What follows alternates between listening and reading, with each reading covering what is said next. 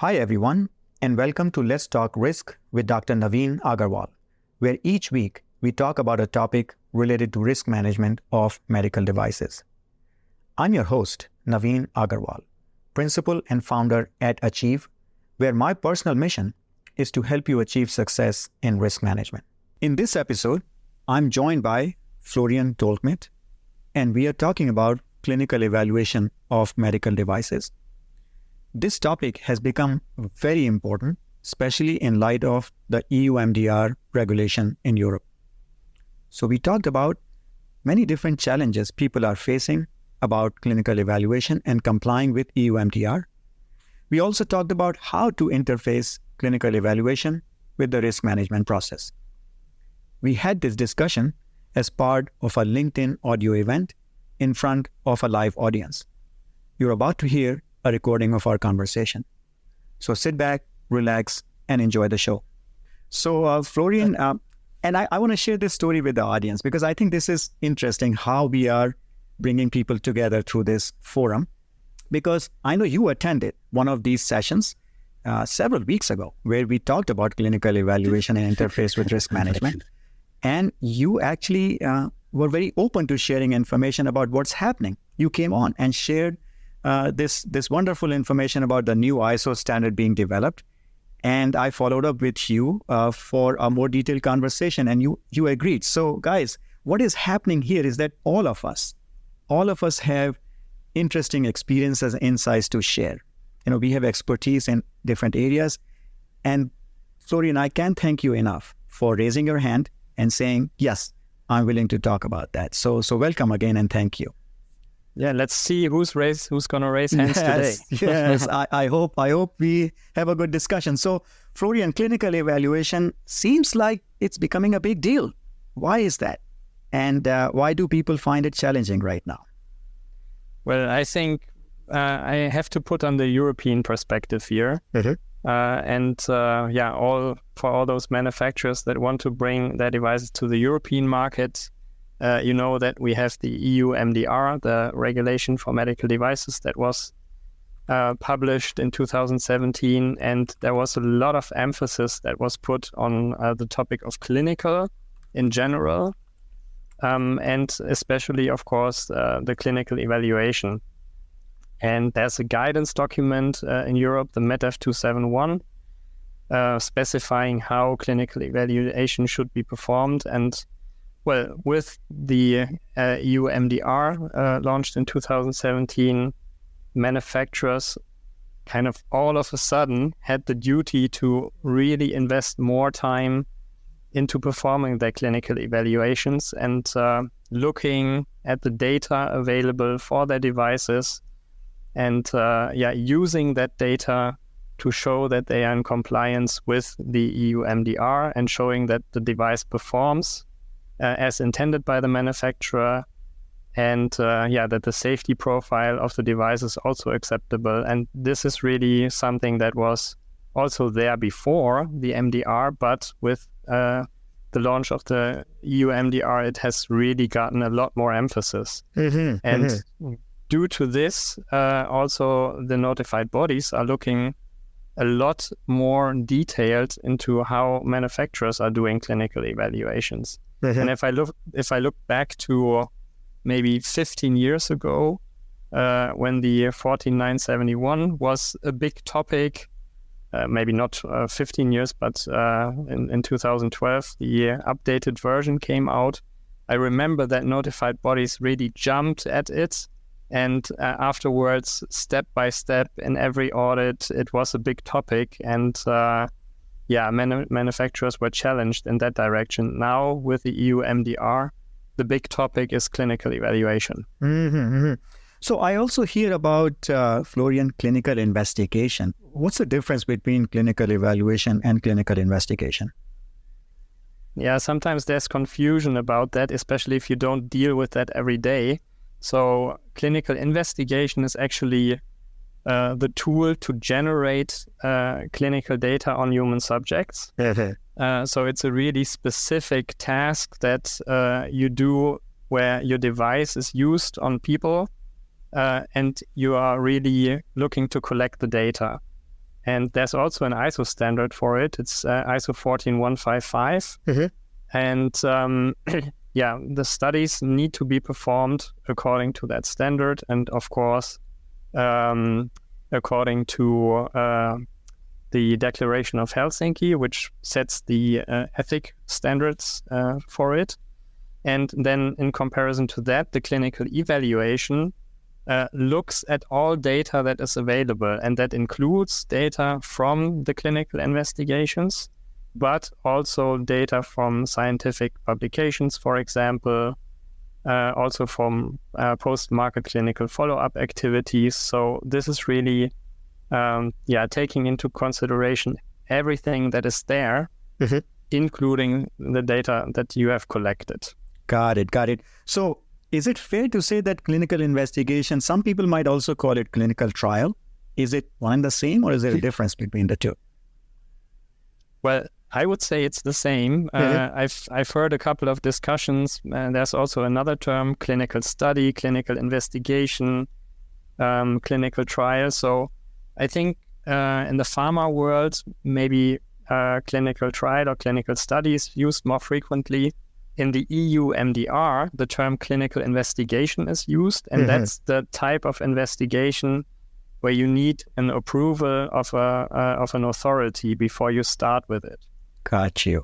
So, I mean, maybe you could make a differentiation, but I think from general understanding, I would just use it interchangeably. Got you. And now clinical investigation could happen at any time during design and development, and also even post-market. Is that right? Yes, I would say yes, but you have to follow a kind of sequence in order to do it right. So if you develop a new device and you're at the very beginning just building your first prototypes, then maybe it's not the best idea to start right away with a clinical investigation where you include hundreds of people, because you still might change the design, right? So the very first thing would be a feasibility study if your concept works at all. And then before you go into conformity assessment, you would do a bigger investigation in order to really show safety and performance of the device. I see. And then later, when your device is ready for the market, then you would do a so-called PMCF study. And there they usually use the term study and not investigation anymore. But as I said, basically it's the same concept behind it, and you still would use the ISO 14155 as the guidance in order to plan and perform and also do the report of the study afterwards. Great. So what I'm hearing now is there's an expectation of a lot more different activities throughout the device lifecycle. So I'm guessing that planning becomes very important, right? We have to plan really well. Absolutely. And I mean, there's also a bit of confusion sometimes to when to start with clinical evaluation as a process. So clinical evaluation is actually also a process. It's not only a document, because some people use the term and they only think of a document, which is the clinical evaluation report that resembles the end of the process, right? But you do a lot more. So you do a clinical evaluation plan, then you perform activities to collect the data, to evaluate it, and then at the end you have the report writing. And in terms of the life cycle of the medical device, you would start with clinical evaluation at a very early stage, even without having own clinical data yet. And what you do then is you look at what is the current status of similar devices, of alternative treatments, and that's called state-of-the-art evaluation. And there we already see an interface to risk management, right, which some people are not really aware of. But if we look into the risk management standard, then we are supposed to set acceptance criteria for risks, and these should be based on state-of-the-art. And how would you do a state-of-the-art evaluation if you don't apply the clinical evaluation process that has that as an integral part? So this is one of the important interfaces that we should point out today. That is awesome. So what I'm hearing you say then, because risk management also requires planning, right? Risk management plan is a very important document in our risk management file. So we would expect to see some planning about clinical evaluation, state-of-the-art investigations as part of a risk management planning activity. Is that right? Or is it done kind of separately? Well, I would expect that there's at least a link between the two, right? Because if you do it separately, then what could happen is that, let's imagine it's a big company, you have a risk management department, you have the clinical department, and they both want state-of-the-art evaluation, and they plan it and they do it separately. But it shouldn't be done separately, it's the same thing. So there should be a link and an alignment between the departments, so they do the work once and they set acceptance criteria that are both valid for risk management and that can also be used in clinical evaluation. Nice. And I think this is the point that Alexei also emphasized when I talked to him, a few weeks ago now. And those of you who missed that conversation, guys, a recording and highlights of that conversation are available on the Let's Talk Risk newsletter. He emphasized that clinicians and engineers and everybody needs to work together starting from the early phase of design and development, right? That would be a current best practice. Absolutely, yeah. So don't just wait with clinical evaluation until I don't know when, but start it early in development. So that is really key. Nice. So, Florian, what are maybe some of the other challenges that come to mind right now? As you mentioned, EU-MDR has emphasized this in terms of compliance to EU-MDR. Where do you think people are finding particularly challenging right now to try to comply with this? Well, actually, first of all, I think it's key to really understand the requirements for clinical evaluation. And for that, you really have to dig into not only the MDR, but also in different guidance documents. So there's these MDCG guidance documents that are published on the European Commission website. And there are some specific ones that are applicable for clinical evaluation. So that's really important to also read and understand those. And one that is of utmost importance is the MDCG 2020-13. So they all have different numbers when they were released. And that is actually directed towards the notified bodies. And it's a checklist that the notified bodies use to check and evaluate the clinical evaluation documentation of the manufacturers. And it contains all the requirements from MDR and a bit more, I would say, even though these documents should not come up with new requirements, but there are some administrative things in there. And the notified body reviewers are really forced to use this checklist or this evaluation guideline when they go through the clinical evaluation documentation of manufacturers. And if you want to include that into your release process as a manufacturer, it would help because then you put on the perspective of the notified body and you can maybe avoid questions that are unnecessary by really putting on the glasses of the reviewer and trying to fix everything that they could potentially find in your documentation. And I'm thinking that this checklist can also be like a good roadmap for planning if you start early on.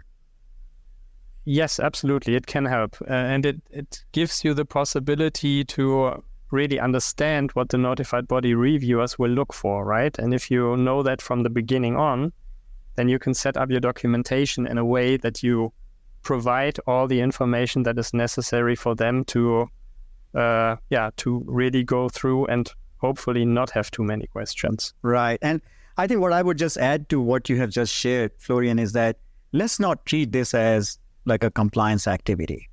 I think let's treat this as something that will help us develop a good process, manage risks, identify risks, and then deliver the documentation that the notified bodies are looking as a result of that.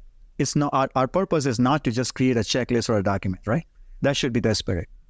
Absolutely. And I mean, the challenge that I mentioned was just focusing on formal aspects. And that's what we really see a lot of times, that the documentation that manufacturers provide is formally not okay. And all that the reviewers focus on are actually formal aspects. But then on the other hand side, of course, there's the issue that there's not sufficient clinical data that was generated in the past. And many manufacturers really struggle because previously under the Medical Device Directive, it was basically accepted to use data from so-called equivalent devices that were not really equivalent. And now with the EU-MDR, this concept falls apart, and manufacturers are facing the situation that the data that they could use in the past is not usable anymore, and then they don't have enough data to show compliance. Wow, this is awesome. This is a great point, worth repeating, that we can't hang our head on this equivalence argument anymore. Expectation is to have real data, real evidence, right? Yeah, own data, and it has to be sufficient. Perfect. There's also a big discussion, what is sufficient? And you cannot really answer it like that, because that depends on each specific device, and the manufacturers kind of requested to set the benchmark for what is sufficient, him or herself, and then show that the data collected afterwards complies with the set benchmarks. Got it. Okay, so this is perfect. So Florian, I'm going to start inviting people to our virtual stage. And I know Marissa has already requested to speak, so I'm going to invite her. But for 10 minutes. So while we are waiting, could you give us a very quick update on what's happening with this new ISO 18969? Yeah, okay. So there is a working group that started working on a new ISO standard for clinical evaluation. And it was launched in November last year. And there have been two meetings already. One was in January, the other one in March. And the next one is in about 2 or 3 weeks from now. So the very first one was a virtual meeting. The second one really took place face-to-face, but kind of as a hybrid meeting. And the next one is hopefully a face-to-face meeting where lots of people from all over the place come in, because it's an international standard. And there was a draft at the very beginning written by one of the working group members, but during the discussions in the first meetings, we've come to the conclusion that we should probably stick closer to what was written in MEDEF 271, which is, so to say, the gold standard for clinical evaluation still, even though it's not 100% matching what we see in the EU-MDR.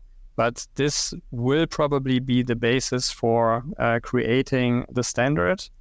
And I'm really looking forward to the next meeting in a few weeks and see where we will go. And I'm happy to share some of the insights after that meeting and see how we proceed. Thank you. That's great. All right, guys. So I have Marissa here. So Marissa, welcome. And please unmute your mic and share what you have in mind. Hi, thanks for letting me on. My name is Marissa Mazzetti. I'm the Director of Clinical Affairs at a small medical device company.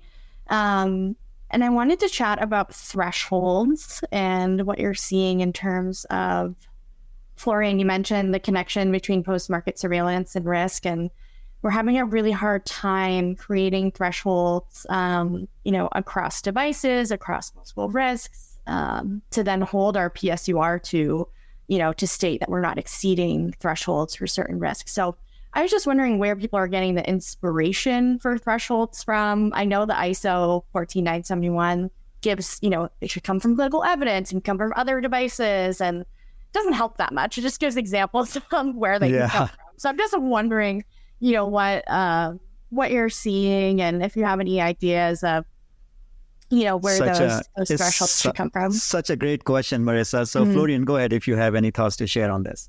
Yeah, it's really one of the main questions, so to say, that we also see in clinical evaluation, because there you need to come up with, I will call them benchmark parameters now, and they should also be based on the state of the art. So basically what you do is you look at state of the art, and that includes similar devices, alternative treatment methods, and things like that.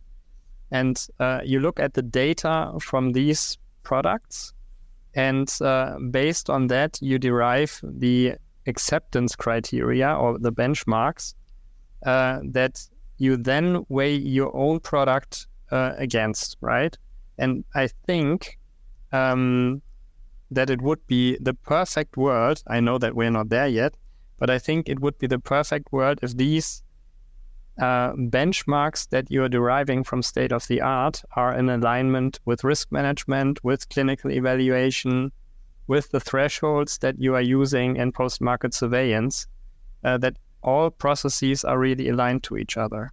But as you correctly said, it's really hard to do. And I don't think that I've seen any manufacturer that has like the perfect world that is already functioning from beginning to end. But this is where I think we need to go to, also in order to make use of synergies between departments and not create redundant work and different processes. Got you. So lot of challenges in this area. I know post-market is not necessarily easy. And I have a lot of experience in this area as well. And I know it's very challenging.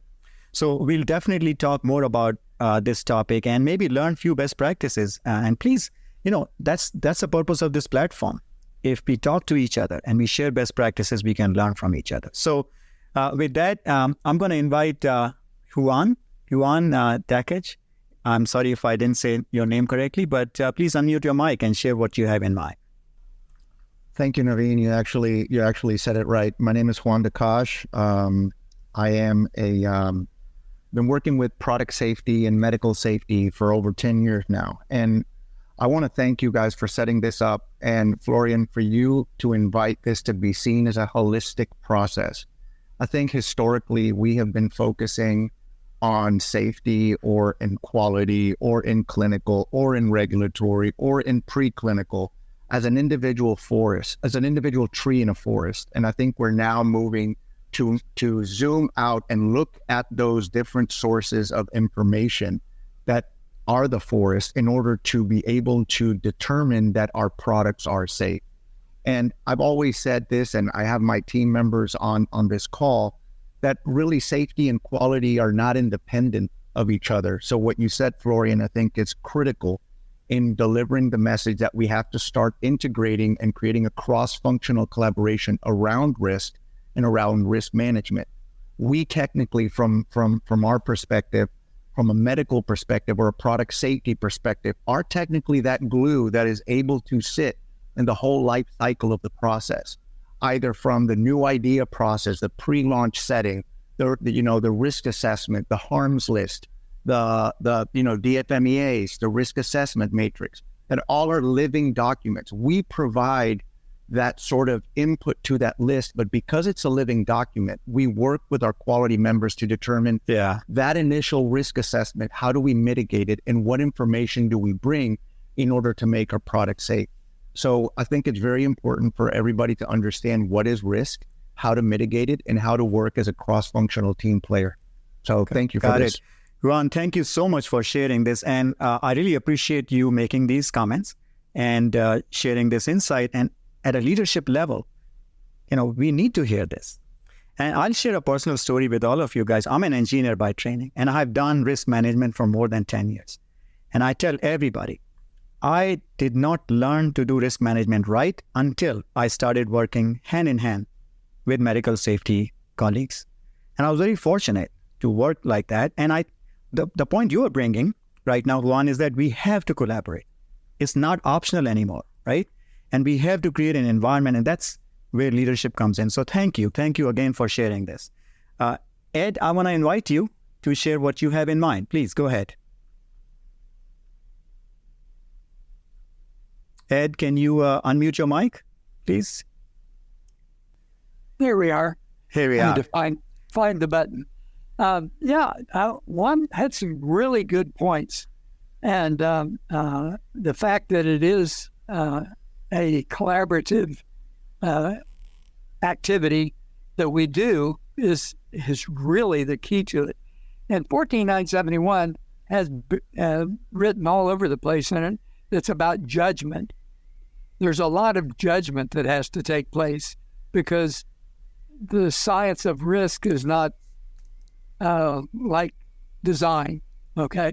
It is much more, I don't know what the right word would be, but there's so much that goes into identifying the risk management activities and then tying it in to other places. And one of the things that I might mention is that Christy Johnson and I, who's on here right now too, I see, released an article last week on Med Device Online about the interconnections between 14971 and 13485. And it's a real rat's nest. There's so many places that we connect together. And as Juan said, there's so many different documents out there we've got to keep up to date, and it's all a moving target because when we change one thing, then impacts something somewhere else in the design. And so this interconnection, this understanding the interconnection becomes very important, and working as a team is absolutely key to this. We have to work together, and medical is one of the backbones of risk management, and actually clear back at intended use. We need to get medical input there to make sure that the product we are developing is something that medical and clinical can use. Are we developing something that they can use? Well, then the next part is it usable? So now we got usability engineering coming in to make sure that, so we've got so many connections here that the design is not an engineering activity anymore. It is a team activity that includes lots of different skill sets that need to work together on a continual basis to make it happen. I think, Ed, you are emphasizing a very key point, and I totally agree with that. The question I have, and I think I'm going to pursue that in future conversations, it is my experience that medical safety is not yet involved, not yet integrated in the risk management process. And that's my experience, okay? So I take full ownership of that. You guys might have a different opinion, and I would love to hear that. But I know we are running short on time, so I'm going to move on. I do want to reserve some time from some housekeeping points and closing comments from Florian. But John, you have raised your hand, so I want to bring you on stage and have you quickly share what you have in mind. Please, go ahead. Sure. Thanks for having me. So just wanted to emphasize, as a clinical evaluation activity, design validation, just classifying clinical evaluation as design validation, helping to incorporate that into the design process, and therefore it linked to risk and mitigation. I've found emphasizing that with project teams help emphasize clinical evaluation and tie it in early in the process, so those design inputs can be gathered and anticipated. So, John, what I'm hearing, I think you're breaking up. What I'm hearing you say is that integrate this also with the project management process. That's what I'm hearing you say, so that it doesn't get dropped, right? Can you confirm that? Correct. Yep, with design controls. Correct. Okay, so again, guys, we are running short on time, but Emika, you have raised your hand, and I will not say no to anybody who raises their hand. So please go ahead and share what you have in mind. Yeah, appreciate it, Naveen. I actually came up here with a question, not so much a comment. Florian, I believe you mentioned earlier, he was sitting on some sort of a steering committee for an ISO standard. I didn't catch the ISO standard. I believe it's what ISO 18969, right, Florian? That's right. Yeah. Okay, perfect. With that, I appreciate that. With that, guys, I know we have a lot to talk about, and we always feel this way, but I'm going to be respectful of your time. So I'll give Florian a few moments to think about some closing comments, but I want to share with you a few housekeeping points because many of you are joining for the first time. We meet every Friday at 11 a.m. Eastern. So, you can put it on your calendar. You don't have to register. You don't have to be invited. Just show up. And if you cannot show up, know that a recording and a full article with key insights will be available on the Let's Talk Risk newsletter. You can subscribe to that newsletter using the link in the comments section for this particular event. And you can receive these insights on a weekly basis. Finally, I want to again invite you to raise your hand and join me as a guest speaker. Guys, no preparation needed. Florian and I did not spend an hour preparing for it. It is supposed to be casual and conversational. Just show up, share what you have in mind, share your expertise and insight. With that, Florian, go ahead and please share any closing comments you have. Yeah, thank you, Naveen. And also thanks for all of the comments and questions. I think this makes the whole format really valuable that we also include and discuss. So I really like that. And as Naveen said, join in being a guest at this event and share your experience. This is really a cool thing to do, I would say. And I'm also respectful of your time. So the only thing that I want to point out, and I think a few people mentioned that in their own comments, we have to align processes. And in order to do so, we have to speak with each other. So speak to your colleagues from the different departments and work together. And we'll figure out a way to achieve compliance. But if you don't do that, then things might not work. That is such a great comment to make to close out. I appreciate it, Florian. Guys, thank you so much for attending. Thank you especially to those who raised their hand and came on board to share their perspective and insights. I love this conversation. It energizes me, and I love this. That's why I do it every week. With that, guys, thank you so much. Have a good weekend ahead, and stay tuned for insights and recordings in the Let's Talk Risk newsletter. Thank you so much. Looking forward to connecting next week. Bye-bye, everyone.